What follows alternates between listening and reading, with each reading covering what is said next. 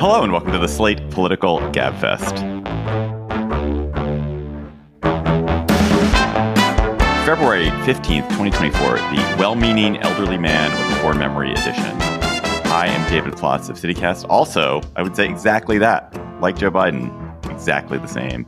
I'm joined by John Dickerson of CBS Primetime from New York City, who is also a well-meaning elderly man, but with a pretty good memory. Hello, John. Oh my God, so not true. I've always had a terrible memory. Who are you again? Onward. That other person, can't remember her name. You hear her. I think it's Emily Bazelon of the New York Times Magazine and Yale University Law School. Not elderly, not a poor memory, but very well-meaning. Hello, Emily. Hello. This week on the Gabfest, the Hur report alarms Democrats with its claims about Biden's memory loss. How can he change the story? Then the Republican House had time to impeach the Homeland Security Secretary, but not to supply aid in the most important battle for democracy in the past generation. How bad can it get in the House? Then Tom Suozzi takes back George Santos's former House seat for Democrats. Does his victory in the special election portend anything at all? Plus, we'll have cocktail chatter. This episode is brought to you by SAP. First, the bad news. SAP Business AI won't help you generate cubist versions of your family's holiday photos, but it will help you understand which supplier is best to help you roll out your plant-based packaging in Southeast Asia. Identify the training your junior project manager needs to rise up the ranks, and automate repetitive tasks while you focus on big innovations so you can be ready for the next opportunity. Revolutionary technology, real-world results.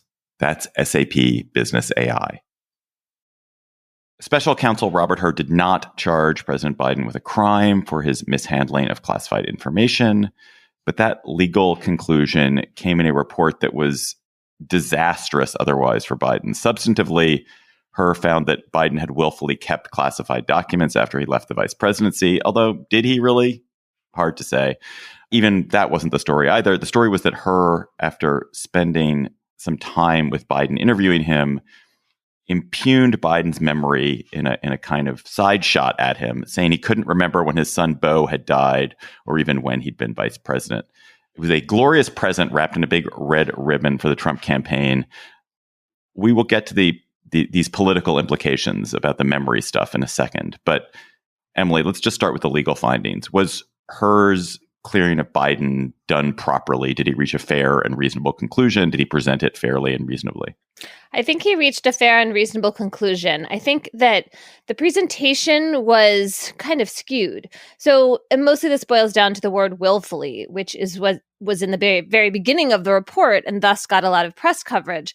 Hur said there was evidence that Biden retained the documents willfully. And then if you keep going, he says, well, actually, it was the staff that moved the boxes there, and it's not really clear that Biden knew what he had. And so the definition of willfully starts to be drained of any meaning. And, look, Biden did have things that were classified in unsecured places, but I don't think that willfully really ends up being justified. And also, there's a question of what kinds of materials are we talking about here? There are classified materials, and then there are the notes he took for this 40-page handwritten, by the way, memo to Obama, arguing against a surge in Afghanistan that he kept that contained classified information. And the reason this is important is if you're trying to figure out, was it willful, and was it, for what purpose did he keep these things? The notes seem also in a different category than classified materials that, as Biden described in his press conference, have that red border around it.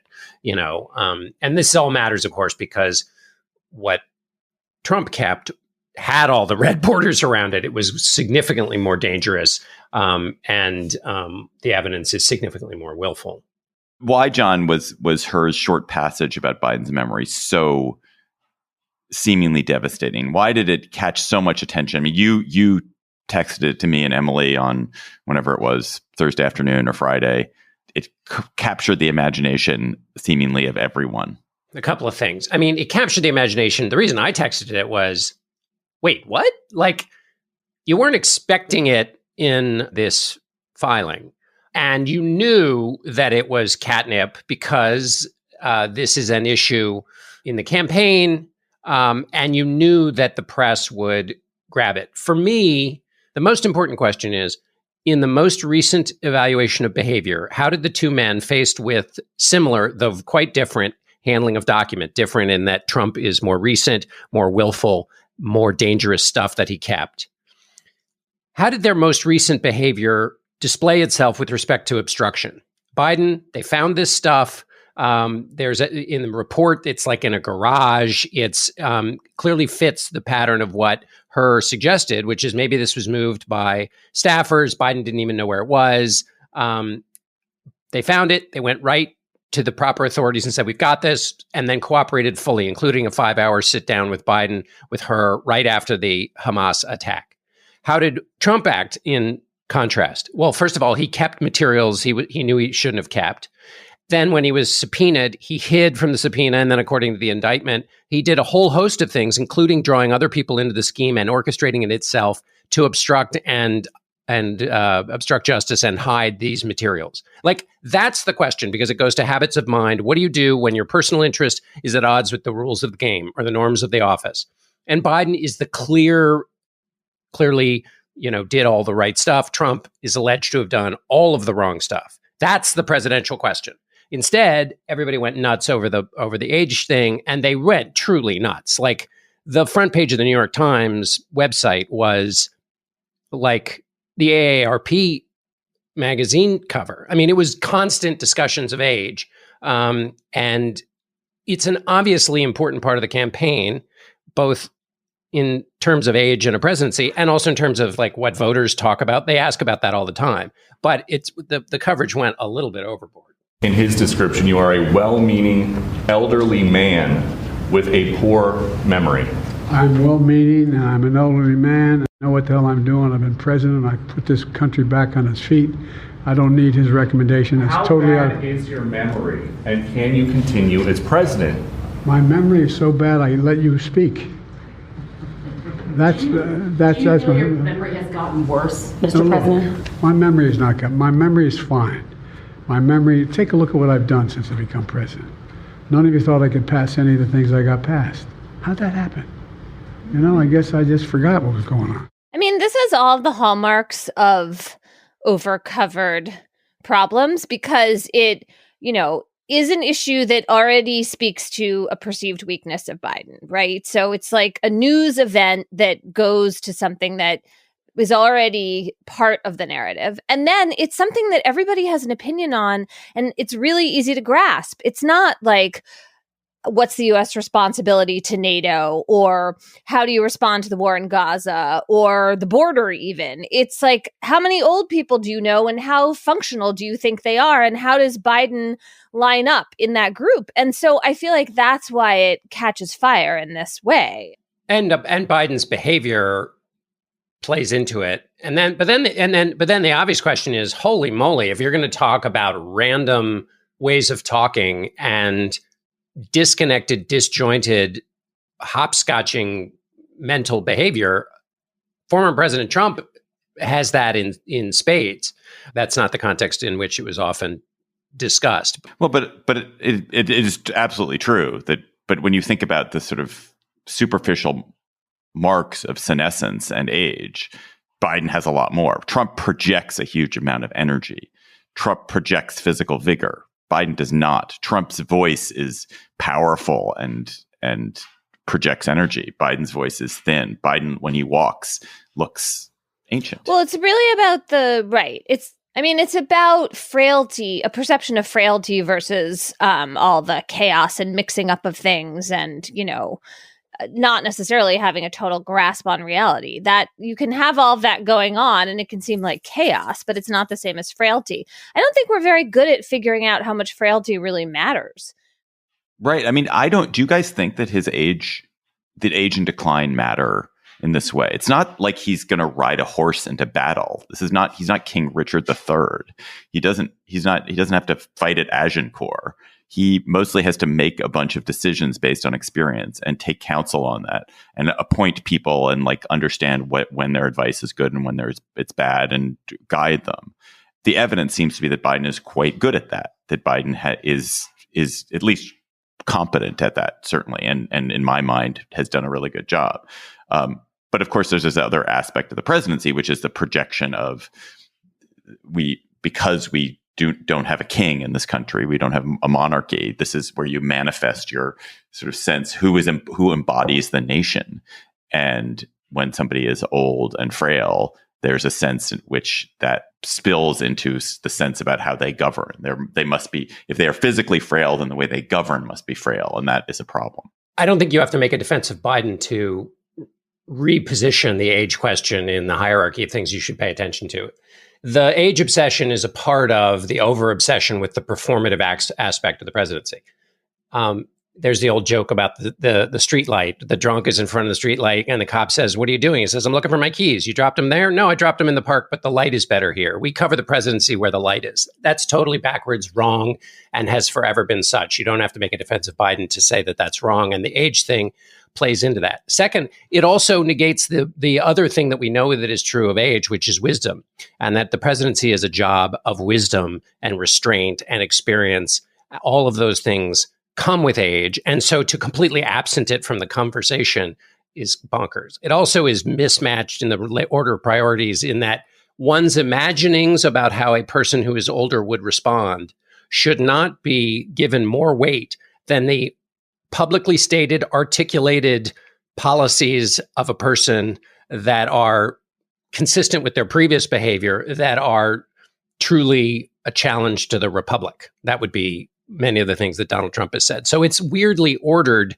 I understand where it comes from, but it's weirdly ordered in the way we really should think about the job. One more thing about Hur. It was very sneaky how he got this in. He says there's not enough evidence to bring these charges. And then he brings this in by saying that because of Biden's weak memory, a jury would be less likely to find him guilty, that they would think of him as like, well, maybe I just forgot. But if you don't have evidence to bring the charges, it doesn't matter what the jury would say. There's no reason except that you want to shoehorn in this damaging take on interviewing him. And there's something just fundamentally discouraging about that. You know, Attorney General Merrick Garland chose a special counsel who was a Republican in a kind of act of, I think, what he perceived as like, I don't know, statesmanship or utter fairness and even-handedness. And then it's basically like blown up in his face because Hur is acting like a political operative by unleashing this whole storm. And, you know, you kind of want to believe in the version of investigations in politics as Garland is trying to play them very straight, but it also seems so naive, at least in retrospect. It's not at all funny, but wouldn't it be just sort of sickeningly funny if Merrick Garland, who is the vehicle for the victory of Donald Trump in 2016, becomes the vehicle for the victory of Donald Trump in 2024 via this bank shot? Oh my God! By playing by the rules, at that he was denied the office. You could argue when people didn't play by the rules. That's an incredibly insightful thought. Emily, what do you think Democrats can do to minimize the harm here? The story they're telling in public, which I suppose is the one they have to tell, is that once people focus on Trump's chaos and wickedness, Biden will seem like a safe pair of hands. But then if you add, Politico surveyed a bunch of political operatives about what Biden and his campaign should do, and they had literally no good ideas. Their ideas were like, ultimately, this can't be spun. He doesn't have many options. I mean, what can they do? I like the idea of him being out in public more, sitting for TV Really? interviews. Yeah, because I think that people need to see him either way. And obviously he should perform as vigorously as he can. But no, seriously. But also it is part of your job, being able to talk about your ideas and your accomplishments and your goals. Everyone is making really pained faces right now. Look, if it doesn't work, then they could still dump him at the convention. That's not my own sense of what is likely or probably such a good idea. But, you know, like, I do think that it was a mistake to pass up the Super Bowl interview, for example. Is that dumb? The problem with what you say, Emily, is you run into all the other reasons it's not great to have a president out speaking. So in other words, there are many reasons not to have a vigorous, articulate, perfectly virile president in front of the cameras all the time, because it ramps up the other side's base. There are some things that you can't like Talking about Israel and Hamas and Gaza is not easy. In fact, the headline of his response to her was not that he mistook or he transposed the president of Mexico and Egypt, or that he appears, according to NBC's reporting, to have maybe made up an exchange about his son Beau in the interview. And that's a sleeper problem for him. Hur maybe is going to testify in front of the House Judiciary Committee, a very favorable location. And if it turns out that Biden in his press conference made up an exchange about Beau Biden, that's not going to be good. Made up, anyway. So that, there are lots of, when he came back and then he said that Israel had gone too far, that was the headline out of that press conference. And there are all kinds of reasons you don't want to communicate. So I guess my point is let's imagine he gives perfectly wonderful, active public behavior that tamps down on the age question. It might elevate 7 other bad questions. The choice, Emily, is either you have him appear more and reassuring Americans that he's up for the job, or you have him appear less and rely on surrogates and on telling a story that the presidency isn't about a person. And both of those, to me, seem like terribly fraught options. I guess maybe you're right that the one where he appears has a slightly greater chance of success. But man, I don't like either of them if I'm the Biden campaign manager. We definitely should remember the presidency is about more than one person. And in a perfect world, we would all adjust our, ways of looking at this to conform with the actual office. But I'm losing that battle. But the other thing, though, David, is the other reason to sort of keep going along the route they have is he's likely to be running against Donald Trump.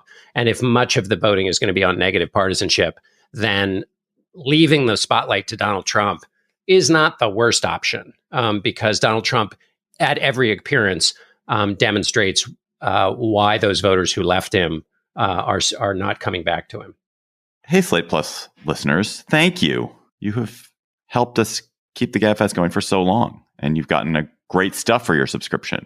Bonus segments on every episode, special discounts on live shows, no hitting the paywall on the Slate site, a lot more.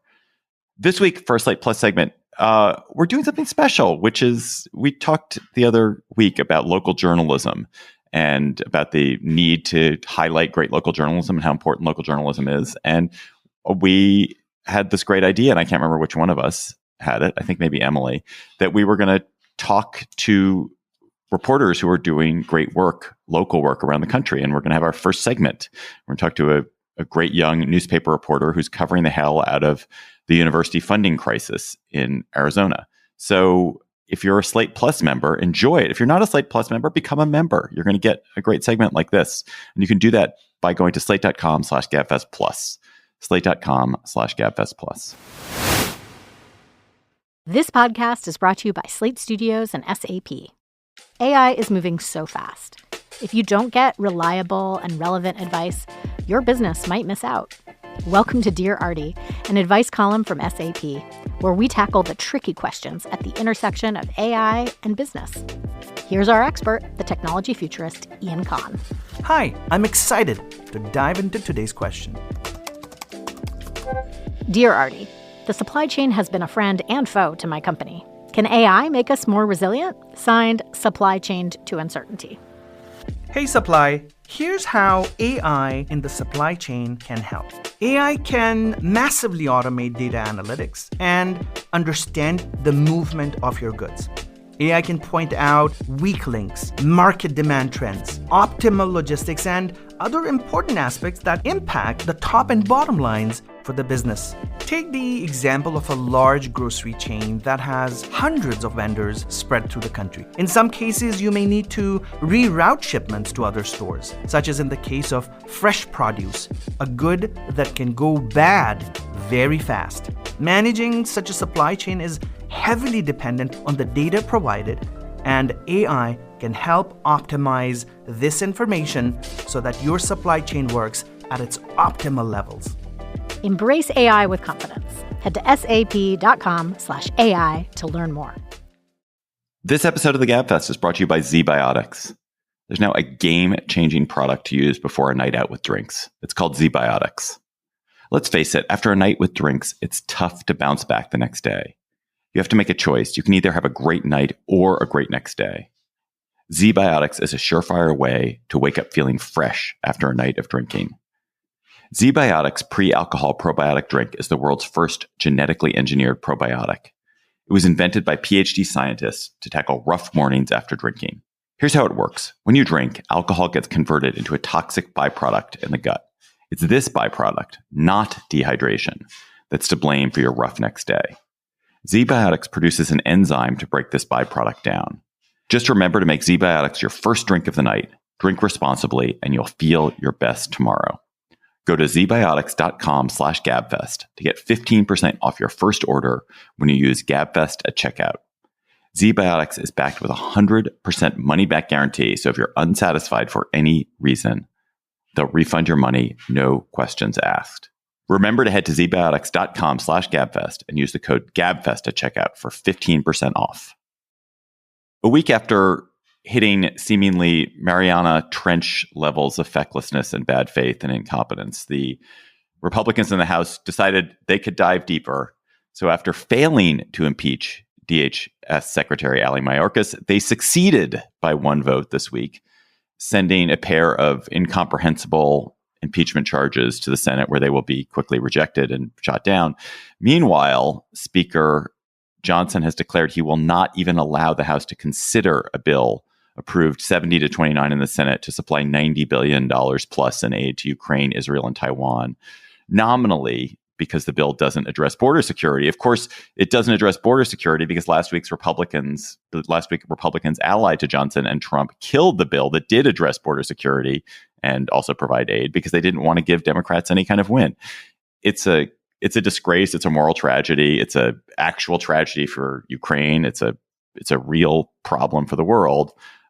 But John, will this bill actually end up getting a House vote where it would certainly pass with overwhelming Democratic support and a significant amount of Republican support too?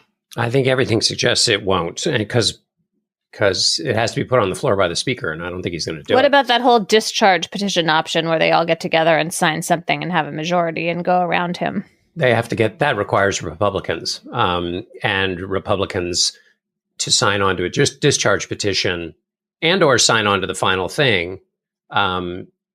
Would be, I mean, I guess there are Republicans who are retiring, but it's, you open yourself up to, we've talked about this before, and it is a significant part of Republican politics right now. You open yourself up to a life of being targeted physically for going against orthodoxy. I mean, the Republican senators who voted for funding to Ukraine, are getting full blast about being traitors. So that limits that seems like it's going to limit the amount of Republican cooperation on a discharge petition. Wow. I am confused about how all the views, the hawks and the doves, got so mixed up in this discussion. I mean, I understand the war between Russia and Ukraine is dragging on and costing a lot of money, but there are such obvious geopolitical stakes for the United States, for NATO, for the Western Alliance. It combined with Trump's kind of eruption about NATO this week, it just seems like we're in this world in which, the Europeans are going to have to fundamentally rethink their decisions not to have their own really strong military because they can depend on the NATO alliance and on the United States. I mean, for Trump to say basically like Russia can do whatever the hell they want to any European country that doesn't pay up for NATO for military defense, it just is such a isn't it such a misunderstanding of not only, the interests of the world and the way this whole post-World War II order works, but also the interests of the United States? Or, yes. Okay. Yeah, I mean, but one thing to note, of course, that Ukraine is not a NATO country. So Russia's attack on Ukraine is not an attack on NATO. So it is a different thing. But I agree, Emily. One of the greatest achievements of the last century, maybe the greatest achievement, was the kind of marriage of American military and economic and soft power with European and East Asian and Australian economic power and soft power to generally improve the world and to protect democracy and largely hold off the authoritarians. And Republicans seem absolutely willing to just give up on that. They just seem more or less happy. It's not that I think that Republicans sort of want China to dominate the new world or they want Russia to be more powerful. It's just that they don't seem to connect. They don't seem to connect that this grand multivariate alliance across continents has been a significant cause of the prosperity and peace of the world, and it's backed by expansive use of military power. In some cases, too expansive. But man, a world in which we cannot fund a Ukrainian army that is defending itself against naked Russian aggression and one of the worst leaders the world has seen in 75 years it's terrible. It's just terrible. And it's immoral. And I'm really surprised at how far Republicans have gotten here. One of the things I think that explains this phenomenon is Senator Marco Rubio's appearance on Tapper's show this last weekend, in which he was asked about Trump's comments about NATO, which I think we should explore more fully. But Rubio, in his response, essentially spent all the time defending Trump. By the way, Donald Trump was president, and he didn't pull us out of NATO. In fact, American troops were stationed throughout Europe, as they are today. They were then as well. But he's telling a story, and frankly, look, Donald Trump is not a member of the Council of Foreign Relations. He doesn't talk like a traditional politician. And we've already been through this now. You'd think people had figured it out by now. What he's basically saying is, if you see the comments, he said NATO was broke or busted until he took over because people weren't paying their dues. And then he told the story about how he used leverage to get people to step up to the plate. And what that does is it denies him the opportunity to make the case for NATO. It denies him the opportunity to do what you're saying, David. And I think what explains part of the current condition is that both because the base of the party that Donald Trump has built doesn't want to hear this argument, and because Donald Trump and support for him keep his endorsers busy defending him off over on side issues, even when it's about NATO itself, they don't come forward and do what you might have expected a Republican senator in the past to do, which is to make a full-throated defense of NATO and say, better to have the Russians wasting their money with, attacking Ukraine than attacking us. They're all now freaked out about possible Russian nukes in space, which might be a little bit of theater in order to get this funding to Ukraine. But nevertheless, some number of Republicans to come forward and make the case. It's just not popular, and they're busy having to defend their nominee. Can I just say one other thing about the discharge petition? Because of the victory in the New York special, you would only need a small number of Republicans to vote for a discharge petition. But I still think the physical threat there is considerable, and I think that's definitely a part of where things stand. I mean, that's kind of incredible, I have to say, like that the bullying tactics that Trump unleashes are so powerful that people's personal incentives go beyond, political criticism, but to actually worrying about their safety and well-being. That's kind of amazing that we're there. Mitt Romney had to pay $5,000 a day to protect his family after he voted to convict Trump, and said, at least in McKay Cobbins' telling of it, that other senators said, I would have voted to convict, but I just can't have this. I mean, whoever voted to support a discharge petition out of the House, Donald Trump would mention their name in every speech. Mitt Romney has enough money to have paid $5,000 a day for various other senators. He could have done that. It's so crazy. The Ukraine war, what's funny about it, not funny, it's just what's true about it, it's cheap. It is not costing American lives. It is, bolstering American defense manufacturers. So if you want to boost the American economy that way, you can do it. Defending Taiwan is also a cheap investment. And arming a fully democratic, morally justified Ukraine to defend its own territory is so utterly correct, and is also correct to help Taiwan stay democratic and free.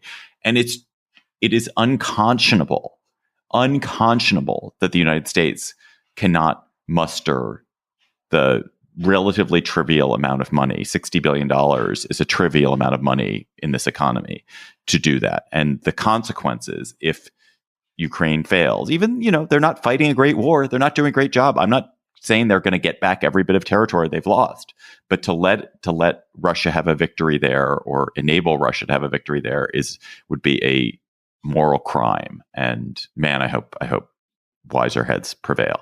What, Emily, do you think the purpose of the impeachment of Mayorkas is? What does it serve for anyone? I mean, I guess it's some symbolic action on the border, even as they fail to provide any actual legislation on the border. It's like blaming one person and a Biden official for all the people coming in. And I mean, I don't know. I can't even really Yeah. Emily Biden it's just hard to make the case for that. Emily's been reduced to silence, which never happens. It's all symbolism, and it's in the face of not. Let me ask you this then: why is this different than the impeachment of Trump? Trump was never going to get convicted in the House after the first impeachment in the Senate. Never, in no universe was Trump going to be convicted, and therefore you could say what a symbolic act it was to impeach him. Why is this not the same? Okay, well, Mayorkas is being impeached over policy disputes, not any accusations of corruption or wrongdoing or obstructing the transfer of power after a democratic election. And sometimes it is worth taking symbolic acts, even if you know you're going to lose, because the stakes are so high. But I just find it really hard to summon up the energy to defend that proposition when you're talking about a basic policy dispute in the government. I think you also have Donald Trump wanting lots of impeachments in order to water down the overall stigma of impeachment. The question for me that is interesting, Chuck Schumer has scheduled some kind of consideration of this Mayorkas matter in a couple of weeks in the Senate.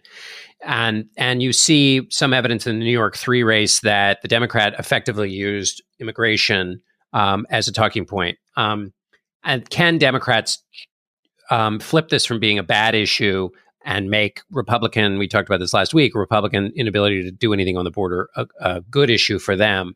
That's what it seems that Democrats are leaning into, that idea, which is not a certainty that it would be good for them, because just the border is just bad for the sitting president. And so this is another chance where if in the Senate they have some kind of trial, it could very well be to demonstrate that there is the Democrats running the trial could use it as a way to demonstrate the lack of policy success or activity from Republicans, which would be a politically risky but fascinating move.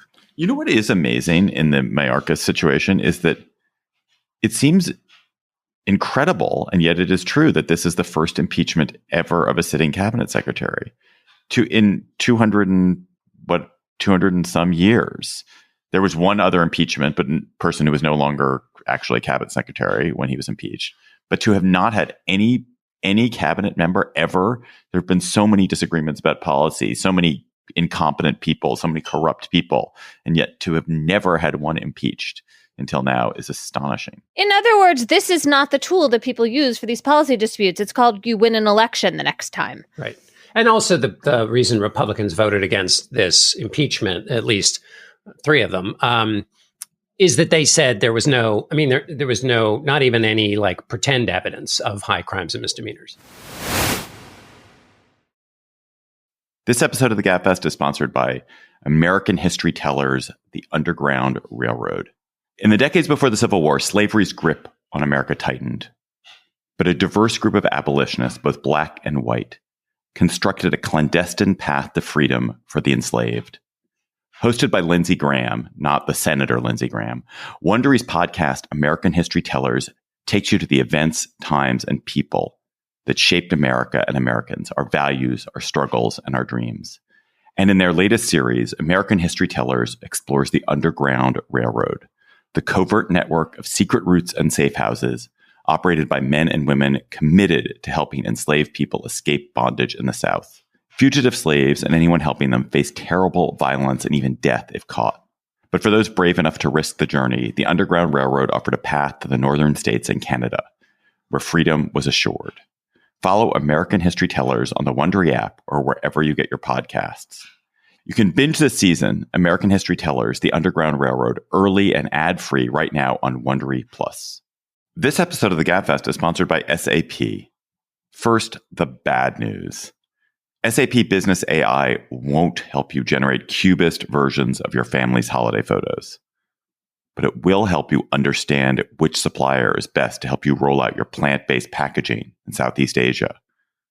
and identify the training your junior project manager needs to rise up the ranks, and automate repetitive tasks while you focus on big innovations so you can be ready for the next opportunity. Revolutionary technology, real-world results. That's SAP Business AI. Let's overread a special election. Former House member Tom Suozzi beat newcomer Republican Mazi Pilip by 8 points on Tuesday night to take back the Long Island House seat that George Santos resigned from. There was a snowstorm. Santos had been a historic embarrassment to Republicans. Yet here's another case of a Democrat winning pretty easily in a place where Democrats have been struggling. So, John, important moment, critical election, dramatic change in the American political landscape, or, some special circumstances? I think all of the above. I mean, it's good news for Democrats for a couple of reasons. Between 2021 and 2023, Republicans won Long Island's 4 congressional seats and almost every major local office, and the gubernatorial nominee won both of Long Island's counties by double digits in 2022. So it has been moving Republican. So this is relative to recent experience. And Santos, when he was elected, did much better than Joe Biden did in that district. And so it shows a Democrat doing well in a place that has been trending red.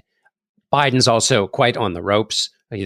People are worried about a hangover for Biden. And there is a large question, and one of the fascinating ones, about the misalignment of our political conversation and reality about how bad things are for Democrats. The number of conversations I've had in which people take the behavior of the most ardent Republican primary voters and pretend that it's the way all America thinks.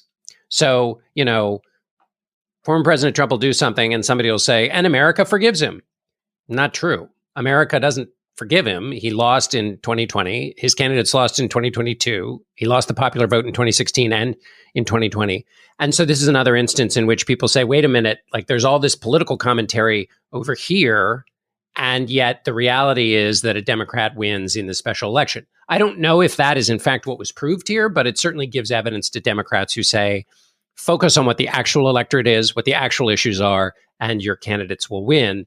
Also, there's just this very interesting way in which immigration was used in this race. Suozzi used it so well that the Republican congressional campaign arm said that they were bragging that they forced Suozzi to compete on their turf.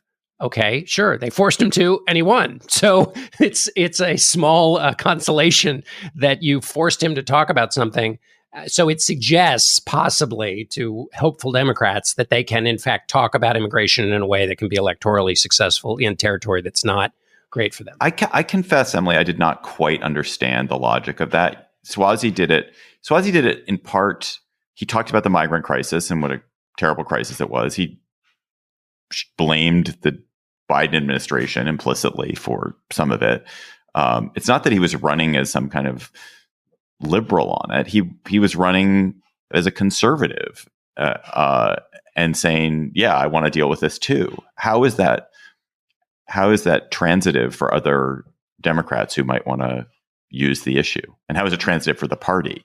I'm not sure the party is going to be able to run as, we really want to stop immigration. Republicans don't. Yeah, I mean, that's the problem, is it seems like it works for individual Democrats, but then the party would have to change its policy as a whole. But I also think the Biden administration has been sort of moving in that direction anyway, right? I mean, the crazy thing about that legislation that didn't pass was that it was almost as if the Biden administration and the Democrats were saying, like, oh, yes, please, please force us to pass these more punitive, draconian policies, because we see that we have a problem, both on the ground and also politically. So, yes, you're right. There will have to be a shift in order for everybody to pick up the line that Suozzi was using, because he was sort of using it against the party as like an individual. But you can also see the Democrats moving in that direction.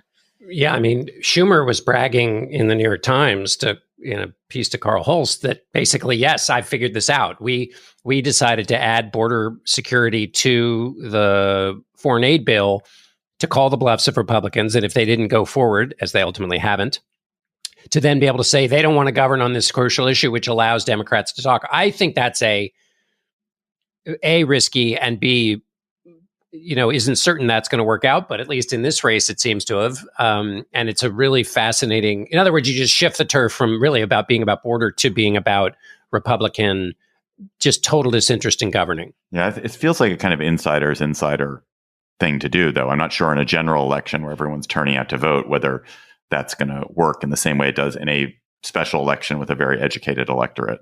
So we'll see. Although you could tie it to just general Trump chaos. Like, in other words, their congressional arm doesn't really want to deal, and you have a person at the federal, at the running for president who is nothing but chaos. And so you add this, and it's just total collapse of the ability to address national problems through collective action. It's a message that will work better if the number of people trying to get into the country goes down, if they're able to actually address the, surge. Which is a challenge because they didn't pass this bill. ICE is saying they're going to release 6,000 migrants because they don't have the money to hold them. So oh man, it's a real, and there are ways you can say that Biden's initial policy moves created a pull. I mean, it's not like there's not evidence here for an argument for why Biden's attempt to balance humanitarianism with border security was a failure. Before we let George Santos slink off to the irrelevance and abject patheticness that will characterize the rest of his life, jail, perhaps. Did the Santos debacle teach us anything? Will we be beset by con artists and fraudsters? I kind of have the sense that it's harder and harder in an internet world to be a true con artist and fraud, because it's just very hard to let your real life and the trail you've left be everyone leaves a trail. But I do think that as politics becomes so ideological and patterned and national, that there is this space for shysters who do not have any record, but who can talk the talk to sneak into office. I'm not sure that they're going to be as fraudy as Santos, but I do expect more people who basically have no record and come from nowhere and have accomplished nothing and may be utterly dubious people to show up and thrive in politics. I mean, you can see that a little bit with a Marjorie Taylor Greene is a little bit like that. And I wonder if we're going to just have lots and lots of such people rather than people who are really professional politicians who come out of the communities that they're serving. Well, I think that, first of all, it's a great question. We've always had knuckleheads in Congress. The market for entertainment by knuckleheads has rarely been so high, and it's higher in the Republican Party than it is in the Democratic Party, for sure. And because you see the way in which Matt Gaetz and Marjorie Taylor Greene and Lauren Boebert play to that market. But what I'm intrigued by is your notion that in the internet age, you can't be full of hokum and win. I think that the opposite argument is that there is an audience, and the conspiracy audience is far more passionate on the right than on the left in its electoral behavior, that enjoys wrapping themselves in totally implausible behavior and conspiracies that would be necessary to paper over whatever the internet may discover about your true corrosion, and that you can concoct a persona in the moment and deluge everybody with basically totally made up fantasy, and that there are a lot of people willing to plunk down their attention for just total hokum, and that the internet has helped that. And so I think you can argue that the internet actually makes it easier to be full of malarkey because you can make yourself up instantaneously. Love it. Agree. Hard agree. Let's go to cocktail chatter. When you're full of malarkey, you had like 5 glasses of malarkey that evening. You had malarkey straight, malarkey on the rocks, malarkey and tonic. What are you going to be chattering about? I saw the movie American Fiction last week, which I thought was interesting and worth seeing, though I had my issues with it. And then I listened to the Culture Gabfest discussion about it, which I thought was really good. And then I listened to an interview that one of the Culture Fest hosts that week, Sam Sanders, did On his podcast, which is called Vibe Check, Sam interviewed Cord Jefferson, who's the writer and creator of the movie American Fiction. And I got so much out of that conversation. It really deepened my thinking about the movie. And it was just like the sort of perfect aftermath to listen to that. So I recommend, I guess, all of those things. But Vibe Check, I think, is a pretty new podcast. Sam is doing it with a couple other hosts, Saeed Jones and Zach Stafford. So I'm going to go listen to some more episodes. John. My chatter is two things, a recommendation and an amusing story about a typo. The first is the recommendation. There's a website called timeguesser.com. Time, TimeGuessr.com. Like and essentially GeoGuessr. It's GeoGuessr, but for time. Can I guess what it is? I've never heard of it. Yes, It shows you a photograph. Oh, it shows you a photograph from some point, and you have to guess what year it was. You're amazing. You have to not only guess the year, but the location, which is quite fun. It was quite fun. I spent about 10 minutes staring into a photograph of Chicago, which I got correct in the city. But man, the time thing is so, like the way you think that a lot of 60s musicians are actually 70s musicians. And the same with, for me, the 80s. Like, anyway, it's just really crazy how I have basically I have to just assume that I'm going to be 5 years too early on any picture. Anyway, it's quite fun and amusing. The other thing is a story about a typo that caused some amusing market gyration for Lyft. Essentially, Lyft put out its earnings at the end of the day. I think after trading had stopped. The press release said that Lyft's profit margins was expected to be 500 basis points for 2024. And that's a really important metric. But it turns out that they'd added an extra zero. So in fact, it was only 50 basis points of margin expansion. So if you look at the graph for Lyft and the stock price, it went up 67% when their profit margin was 500 basis points. And then when the company released said, oops, we added an extra zero, it just comes straight back down. In the end, actually, Lyft ended up doing okay because they've rejiggered the demand has gone up since back to pre-pandemic levels or close to it anyway. But that was a reminder, of course, to always check your math before issuing public press releases. There's a great Matt LeVine email about this. Matt LeVine has a wonderful daily email about finance, and he had a great piece about, was this a fraud? Was this securities fraud? Did it actually cause any damage? Why did it cause or not cause damage? Really interesting. I recommend. And what was his conclusion? His conclusion was the reason why people release press releases like this right after the markets close is that actually there's no official trading for 17 hours. So the markets close, you release the press release. There's after hours trading. So all the action you're talking about where Lyft stock moved is after hours, because before even the markets opened in the morning, it had all been corrected. Lyft had noticed the mistake and corrected it. So there was no official trading that happened based on this bad knowledge. And so it was about how that correction happened. And then also about the fact that there is a safe harbor for securities in securities law about just mistakes. If you make a typo and it causes people to make money or lose money, you're not necessarily like culpable, liable, criminally liable. The company isn't civilly liable for losses that people may have had because there's, mistakes happen. And we should say, and Dave, you'll correct me because you're better at math than I am, but 500 basis points is 5% and 50 basis points is 0.5%, right? That's the difference.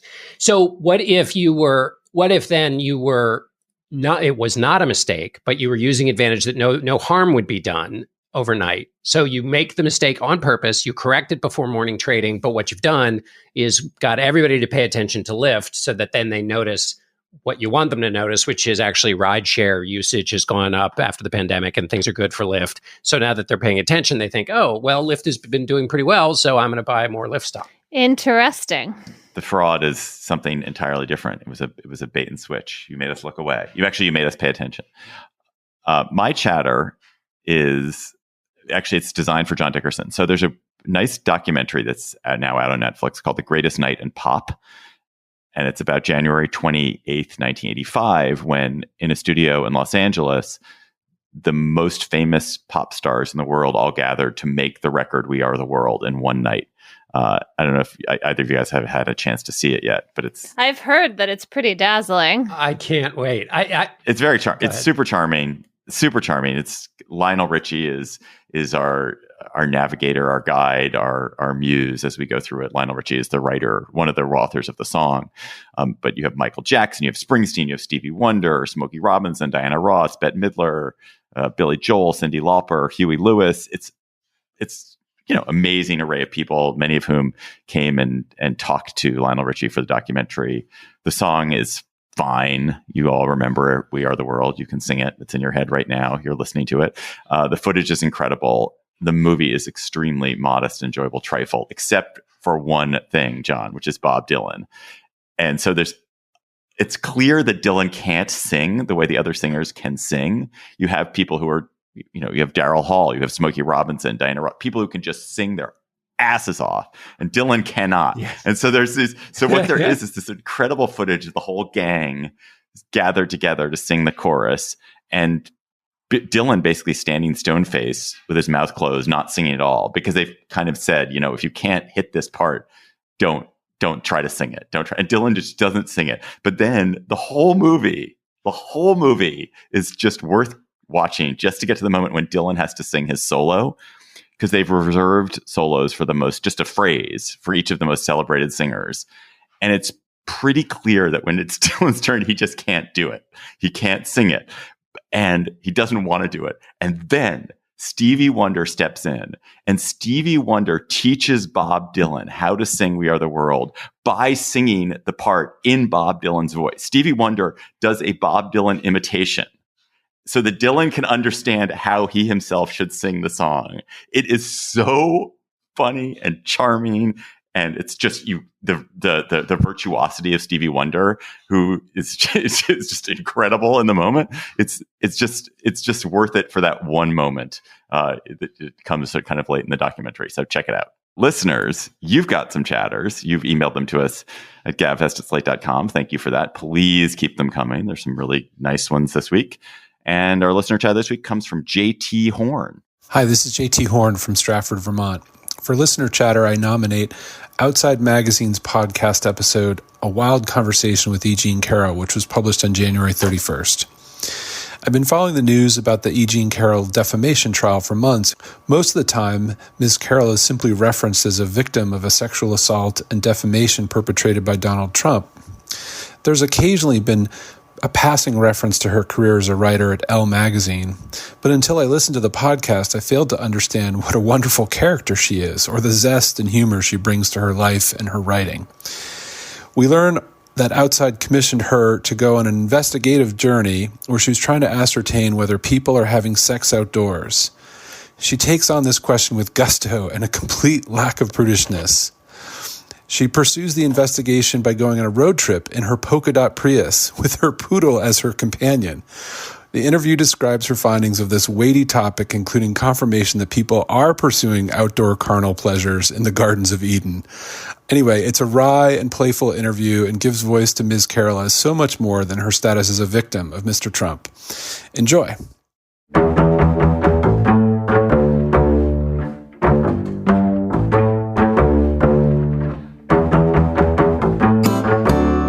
That's our show for today. The Gabfest is produced by Shana Roth. Our researcher is Julie Hugan.